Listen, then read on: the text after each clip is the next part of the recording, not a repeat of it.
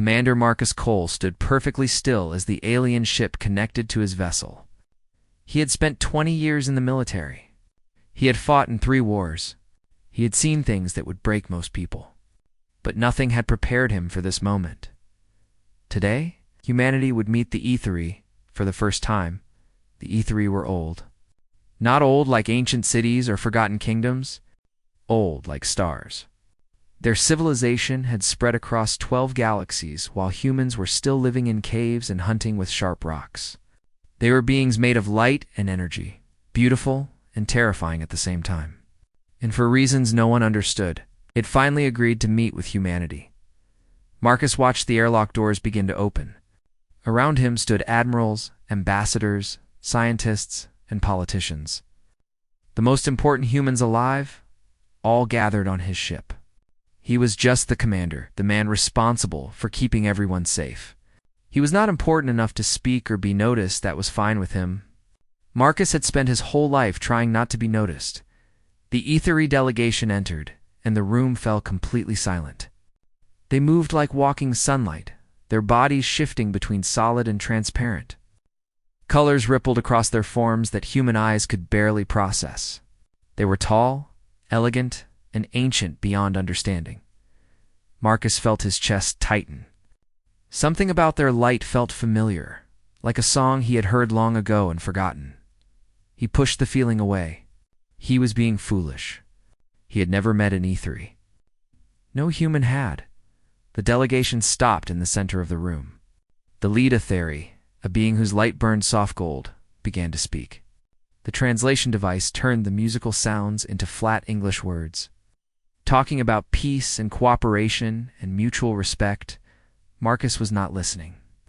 His eyes had found someone at the back of the delegation.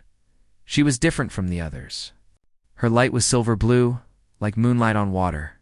She moved with a grace that made the other Aethery look clumsy, and she was staring directly at him. Marcus felt his heart stop. The silver blue Aethery broke away from her group. Gasps rippled through both delegations. An older Aethery reached for her arm, but she pulled away. She walked across the deck. Ignoring the admirals and ambassadors who stood frozen in shock, she stopped in front of Marcus. Up close, she was overwhelming. Her light filled his vision. Her eyes, if they could be called eyes, were pools of starlight that seemed to hold entire universes. She was the most beautiful thing he had ever seen. She raised one glowing hand and touched his face. Her fingers were warm, impossibly warm, like summer sunlight on skin. "Sparrow," she whispered. Marcus stopped breathing. "I remember your childhood name." Word hit him like a bullet to the chest. Sparrow. No one knew that name.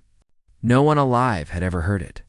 It was a name he had invented for himself when he was 7 years old, alone in an orphanage on Colony 7. Talking to an imaginary friend he had created to survive.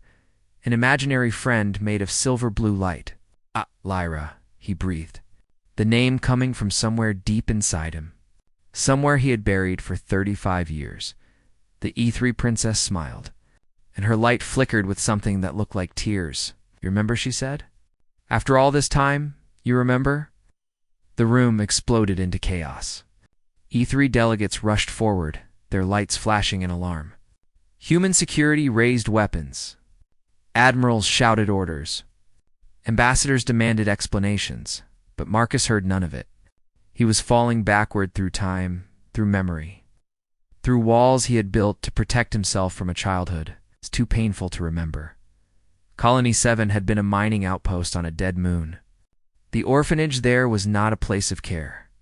It was a holding facility for unwanted children, run by people who saw kids as problems to be managed, not people to be loved.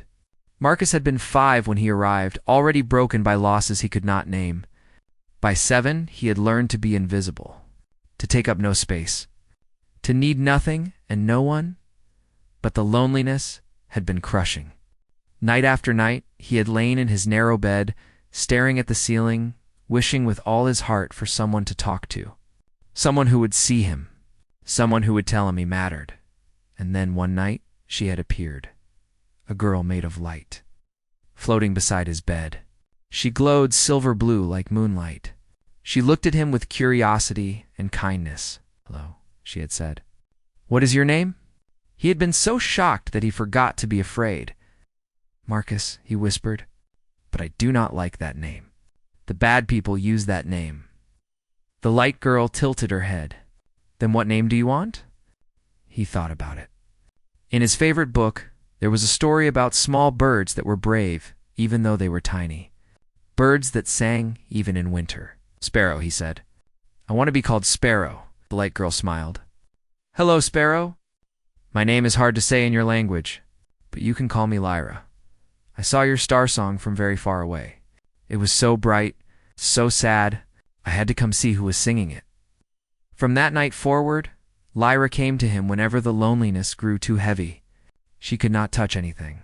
She could not be seen by anyone else. But she talked to him, listened to him, made him feel like he was real. He told her stories. Human stories about heroes who were small and scared but fought anyway. Stories about people who lost everything and kept going. Stories about hope in dark places. She said she had lived for 10,000 years. But she had never heard stories like his. And then when he was 12, she stopped coming. He waited for her every night. For weeks. For months. She never returned. Eventually, he decided he had imagined her. That his broken child mind had created a friend to survive. He locked away those memories, buried them so deep that even he forgot they were real. Now, 30 years later, she stood before him, real, solid, an alien princess from a civilization older than time. "You were real," Marcus said, his voice cracking. "You were always real." Princess Calithor, third daughter of the eternal throne of the Aethery Dominion, took his hands in hers. Her light wrapped around him like an embrace. "I was real," she said, "and I have spent 300 years trying to find you again." Round them, two civilizations stared in confusion and fear. They did not understand what they were seeing. They did not know that the fate of humanity had just changed forever. All because a lonely boy had refused to be invisible. All because he had wished hard enough to see the impossible. The hours after the first contact were chaos. The Aethery delegation demanded that Princess Kelith return to their ship immediately. Human intelligence officers wanted to take Marcus to a secure location and scan his brain for alien influence. Both species were afraid, confused, and looking for someone to blame. Marcus refused to go anywhere. So did Kelith. They sat now in a small conference room. Alone, except for a single security camera that neither of them cared about. The door was locked.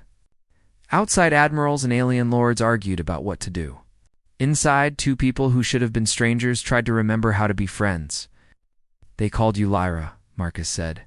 "Back then? But that is not your real name." Caleth's light flickered with something like amusement. "My true name takes 3 hours to speak in my language. Your tongue cannot make the sounds." Lyra was close enough. Marcus stared at his hands. They were the hands of a soldier now, scarred and rough. But in his memory, they were small. The hands of a child reaching toward light. "I thought I made you up," he said quietly. "When you stopped coming, I decided I was crazy. A broken kid with an imaginary friend. I buried those memories so deep that I forgot you were ever real." Kelith moved closer. Her light dimmed to something softer, gentler. "I am sorry, Sparrow. I am so sorry. Why did you stop coming?" She was quiet for a long moment. When she spoke, her voice was heavy with old pain. "My people discovered what I was doing. They were furious," she explained slowly, choosing words that Marcus could understand. The Aethery had known about humanity for 30,000 years. When humans were still using stone tools, Aethery scouts had already visited Earth. They found humans interesting, but primitive. Too young. Too violent. Too short-lived to matter.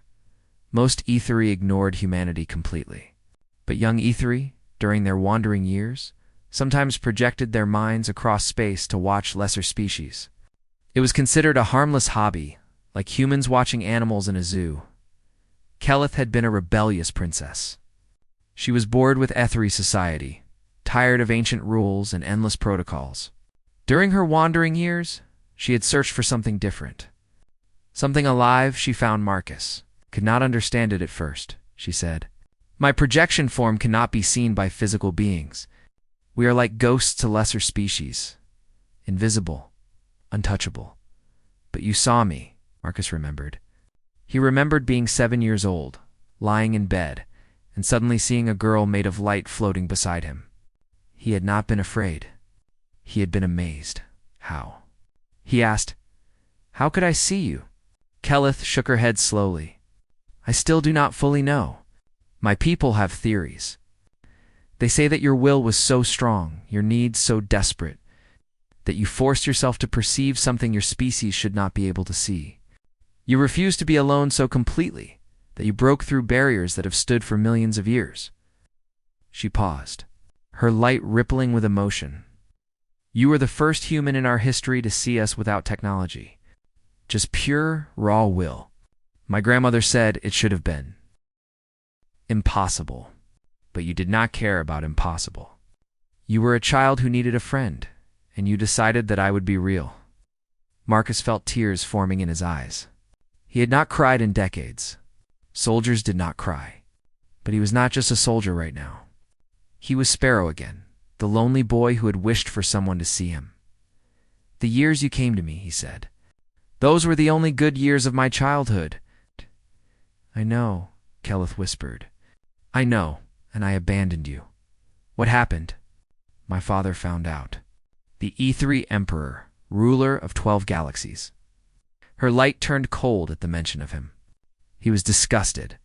"Not because I had contacted a human, but because I had grown attached to one. He called humans temporal mayflies. He said, caring for your kind was like falling in love with a single snowflake, only to watch it melt." She stood and walked to the window. Outside, stars burned cold and distant. "He ordered me to stop. When I refused, he had my consciousness locked in the palace for 50 years. By the time I was free, I calculated that you would be dead. Humans live such short lives. I mourned you, Sparrow. I mourned you for centuries." "I am not dead," Marcus said. Kelith turned back to him, and her light blazed suddenly bright. "No, you are not. And when humanity finally reached out to the stars, when your species sent a message asking to meet the Etheri Dominion, I spent 300 years fighting for the right to lead this delegation. 300 years. Time moves differently for my kind. Yes. 300 years of politics, manipulation, and patience. All for the chance to find one human, to see if he was still alive, to tell him I was sorry." Marcus stood slowly. His legs felt weak. His heart was pounding in a way it had not pounded since his first battle. "You came all this way," he said. "Across 12 galaxies? For me?"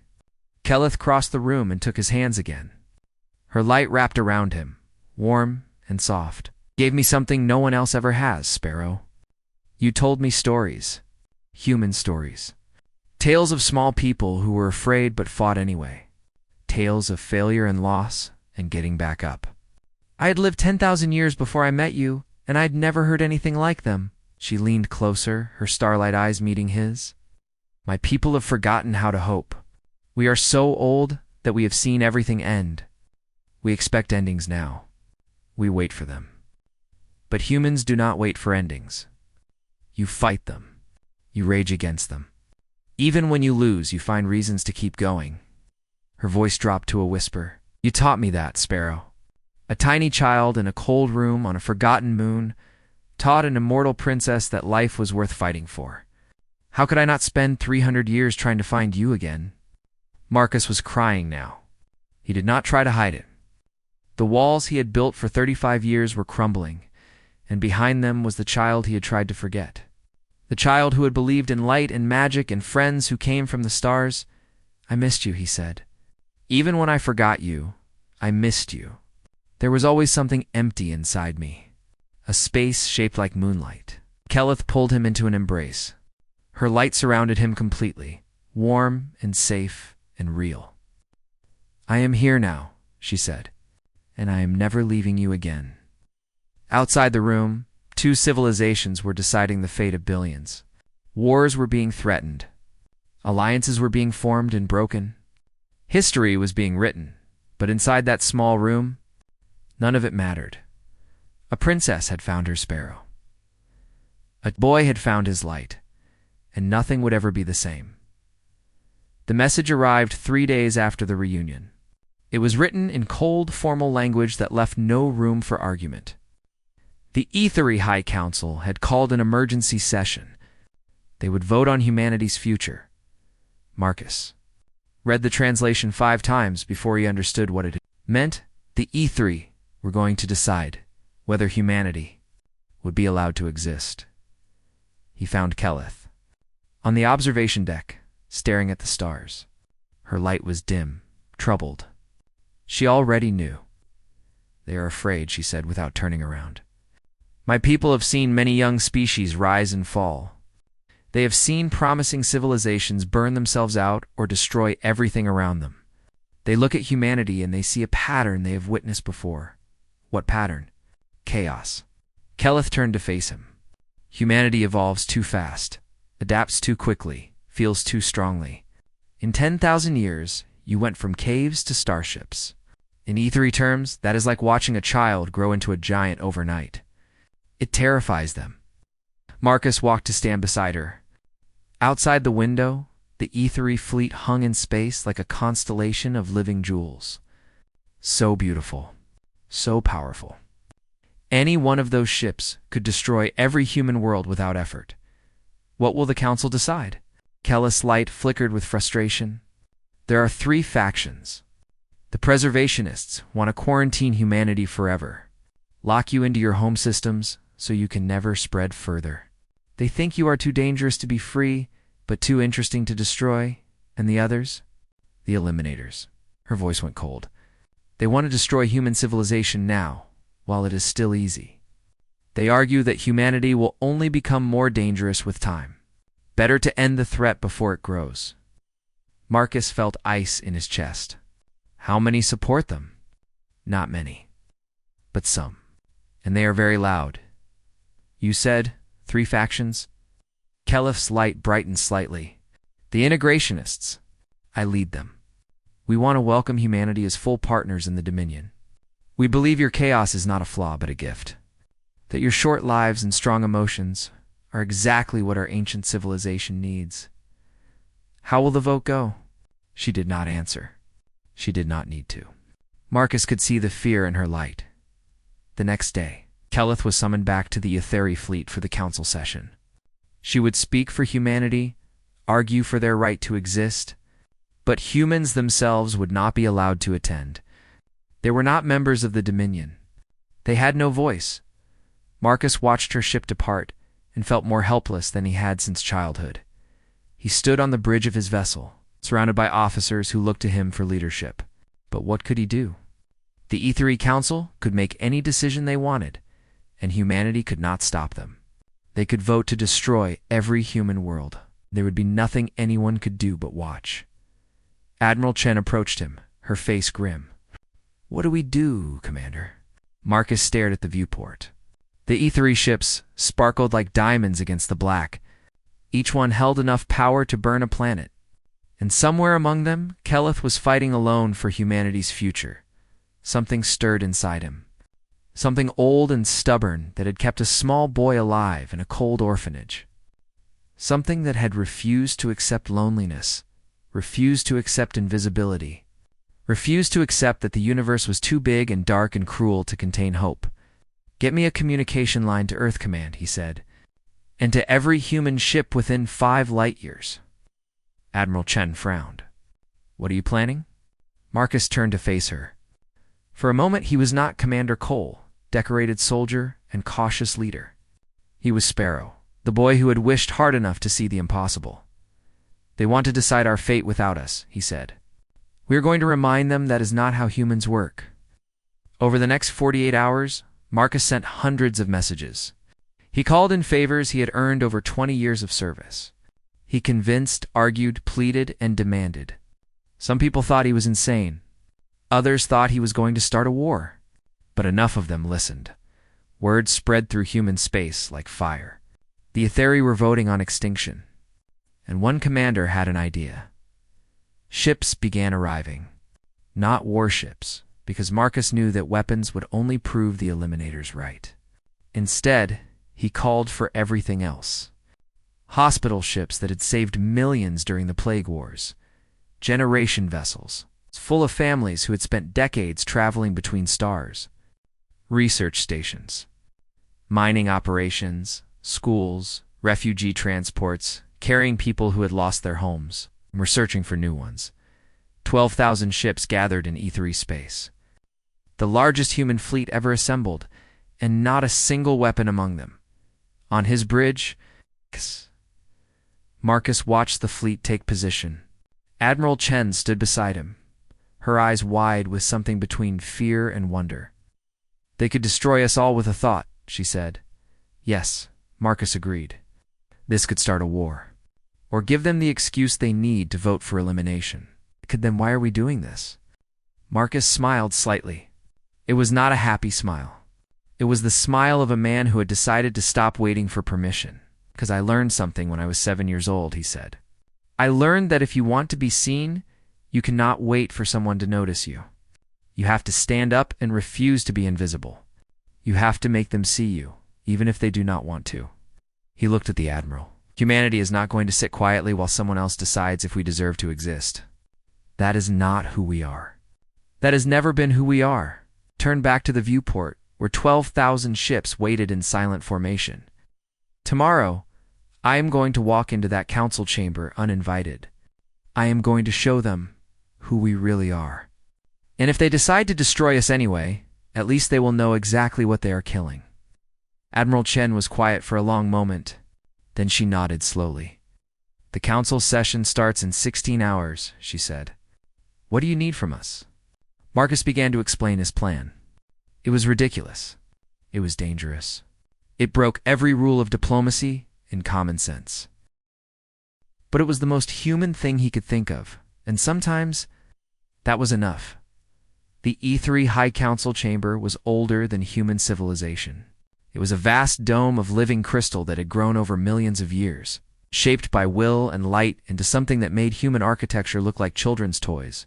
Patterns of color danced across the walls. The air itself seemed to sing with ancient power. 1,200 ethereal lords filled the chamber, their lights forming a sea of shifting colors. At the center, on a throne that burned like a captured sun, sat the Emperor himself. He was old beyond measure, his light so bright it hurt to look at. Kelith stood before them all, making her final argument. "Humanity offers what we have lost," she said, her voice carrying through the chamber. "They create where we only maintain. They dream where we only remember. Their lives are short, but that makes every moment precious to them. They burn with a fire we have forgotten." The preservationist leader, a being of cold blue light, interrupted her. "They also destroy. They war. They hate. In their brief history, they have committed horrors that would shame a plague. They've risen above those horrors," Kelith countered. "Again and again, they have found their way back to hope.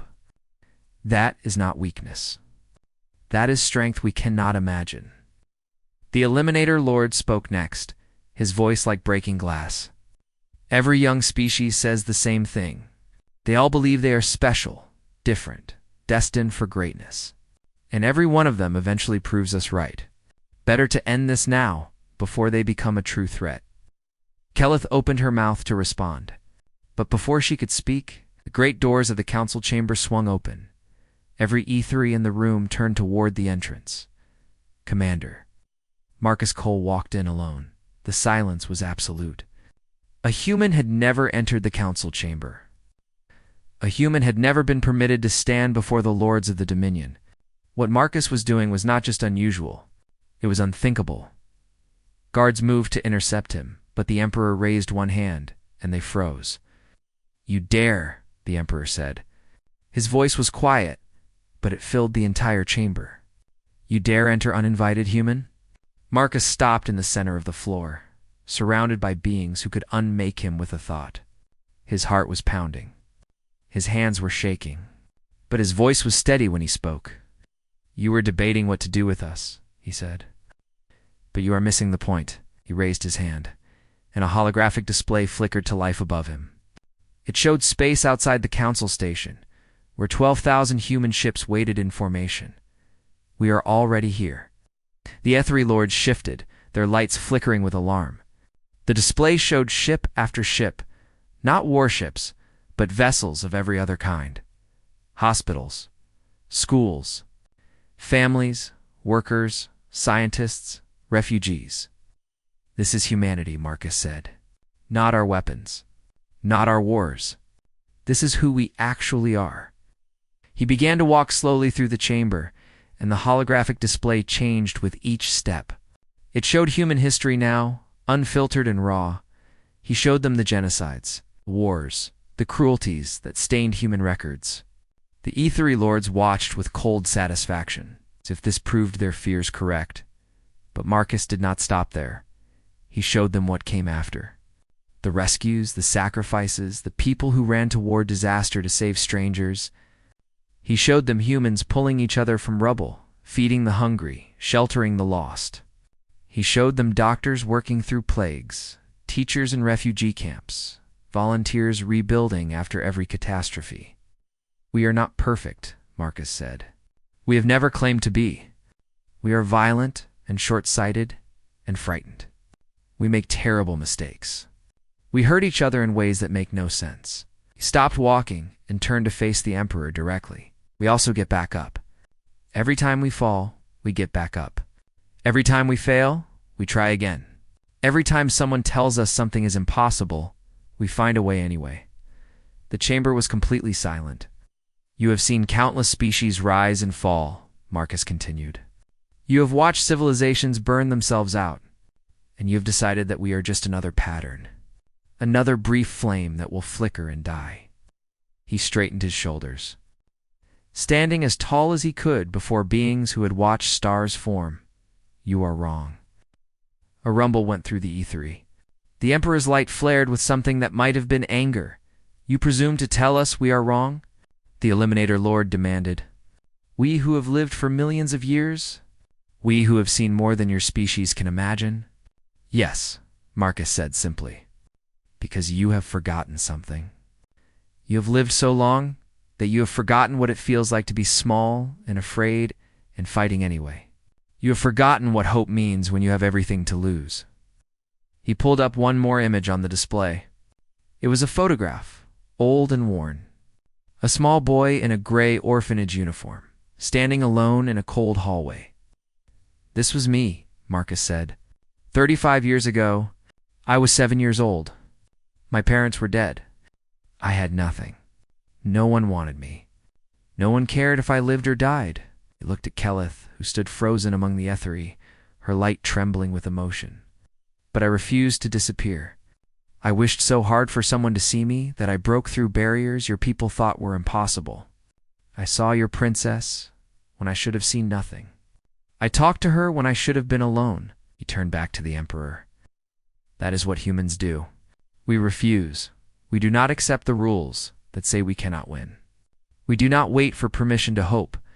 We simply choose to keep going, no matter what. He gestured at the ships outside. Those 12,000 ships came here knowing you could destroy them in a heartbeat. They came anyway, because that is who we are.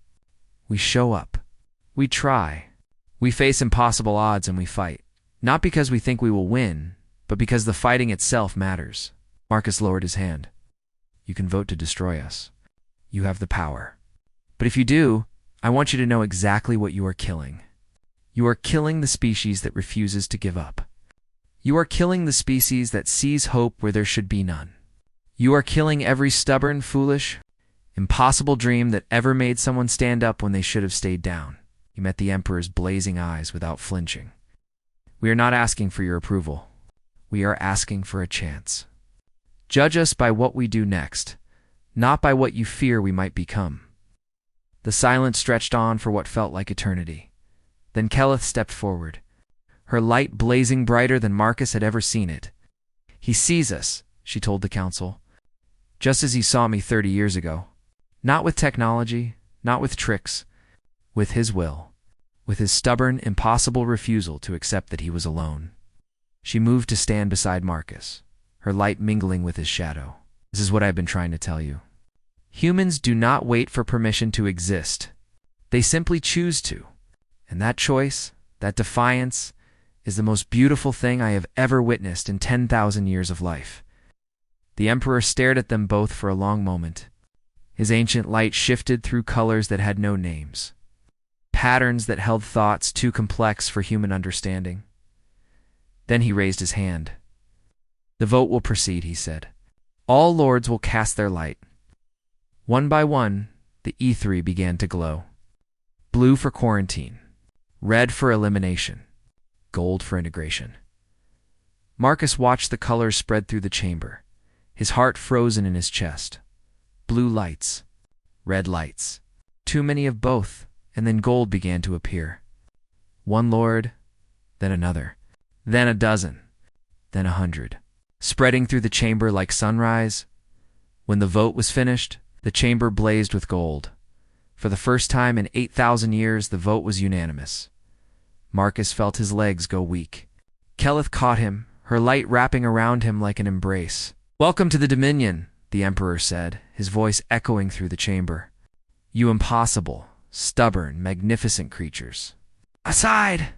12,000 human ships waited to hear the news that would change everything, and in a chamber older than human memory, a boy who had refused to be invisible had just saved his species.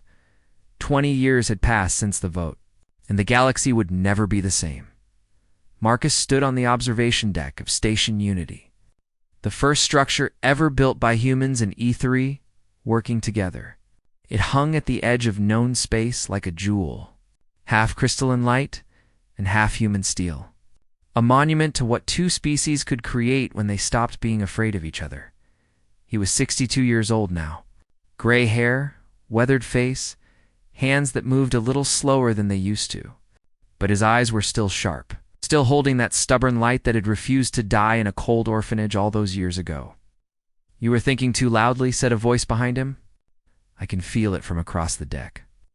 Marcus smiled, without turning around.